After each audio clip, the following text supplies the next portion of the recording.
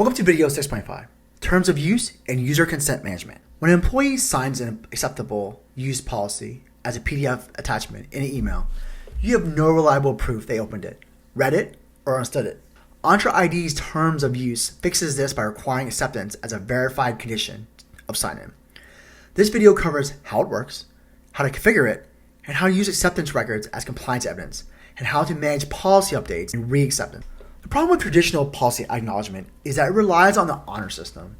Emailing a PDF with a request to sign in and returns proves email was sent, not that the document was read. The onboarding checkbox proves the checkbox was clicked, not that the policy was understood or even opened. When a security incident occurs, a legal asks whether the employee knew the rules. A checkbox is a weak evidence. Entra ID's Terms of Use fixes this by making the policy acceptance a verified condition of sign-in. The PDF is displayed in the browser at authentication time. The user must scroll through it and click accept before the CAP policy grants access.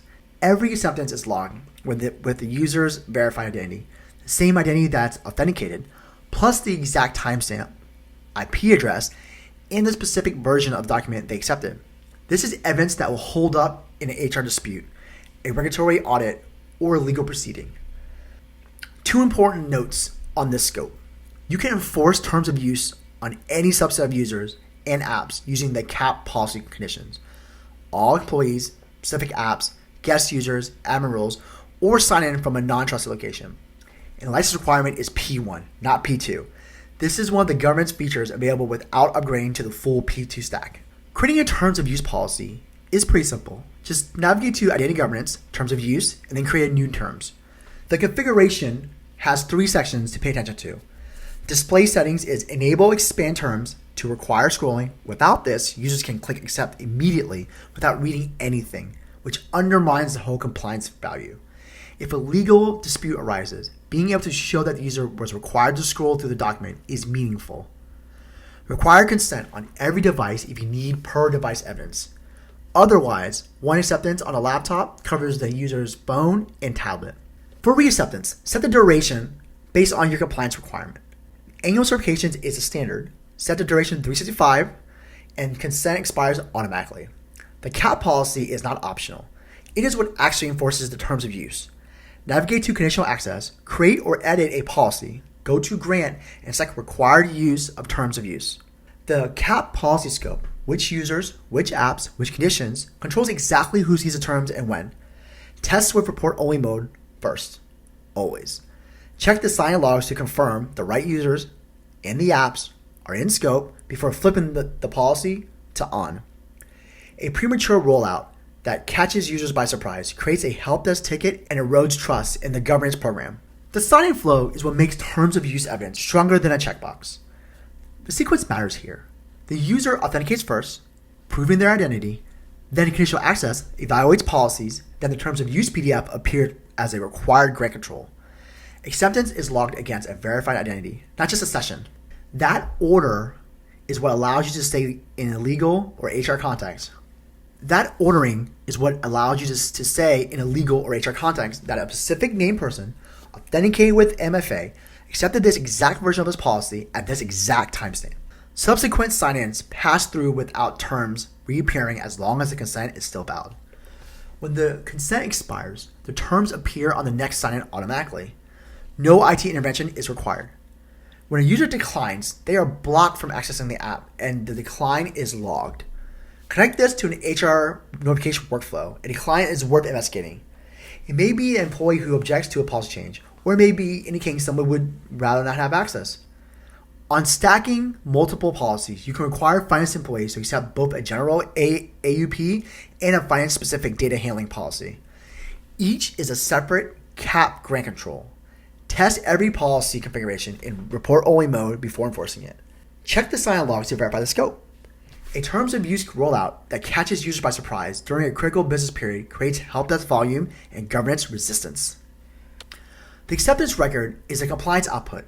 Every acceptance logged by Entra ID contains the user's display name, the UPN, and an immutable object ID, the exact UTC timestamp, the IP address the acceptance came from, the specific terms of use version that was accepted, and the device.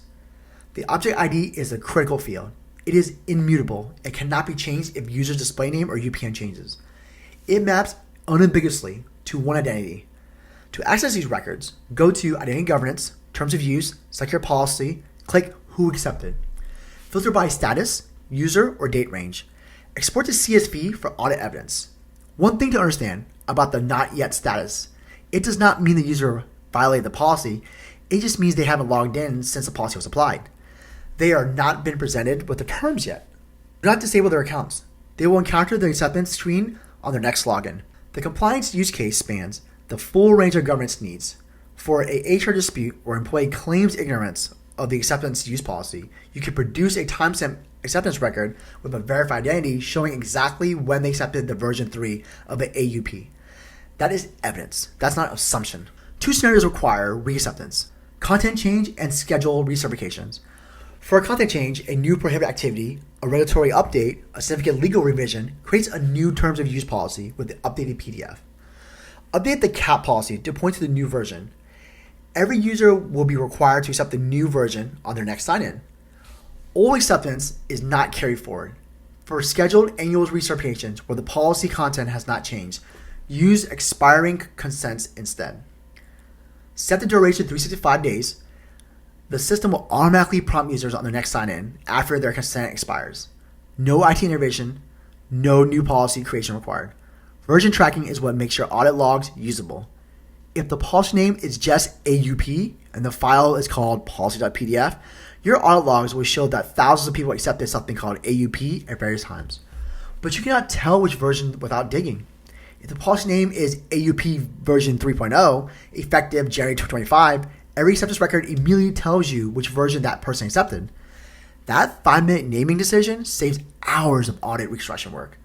Keep archived copies of old PDFs. Auditors occasionally ask for evidence from periods more than a year ago. The rollout checklist on the right is a sequence to follow for any policy update rollout. 3 concrete use cases that cover the majority of what organizations need. The acceptance use policy deployment is the most common starting point. Scope it to all employees and cloud apps. Set expiring consents for annual recertification. For new hires, the AUP appears on their very first sign-in. They accept it before they can access anything. When an HR incident occurs and legal asks whether the employee knew the rules, you can produce the exact day and time they accepted the AUP. The partner and contractor agreements can be scoped to guest user types. This is critical for organizations that work with external contractors or partners in Microsoft 365. The terms are different. From an employee AUP, they cover confidentiality obligations, data handling restrictions, and system access limits. A contractor who declines should be reviewed before they are re-invited to the tenant. The privilege access policy scopes to admin roles, GA, privilege role admin, security admin, and triggers when the user access the Azure portal, or Entra Admin Center. This is the policy that covers acceptance use of privilege access, MFA requirements, and incident reporting obligations. When an auditor asks whether your admins have acknowledged their elevated responsibilities in writing, this is your answer. So you want to do some stacking here, right? Finance employees get both the AUP and the finance data handling policy. Each is a separate CAP grant control, and each produces its own acceptance record. You just see them sequentially on their first login. The key takeaways from this video is this. Terms of use enforces policy acceptance as a grant control in conditional access. The user cannot proceed to the app without accepting. Every acceptance is logged with verified identity, timestamp, IP, and exact policy version. This is materially stronger evidence than a checkbox because the identity is proven through authentication before the acceptance is recorded. The CAP policy is not optional. Without it, the terms of use policy does nothing. This is the most common configuration mistake. Expiring consents handle annual recertifications automatically. Set the duration to 365 days, and users are prompted every year on their next sign-in after expiration, without any IT action. Version numbering on the policy name makes your audit logs readable without reconstruction of work. Users who decline are blocked and logged. Treat declines as events worth investigating, not just noise. And the 3 core use cases, AUP for employees, partner agreements for guests, privilege access policies for admins, cover the majority of what organizations need. In the next video, we're going to talk about identity governance, best practices, which brings up all 6 governance tools together in a program framework. I'll see you next video.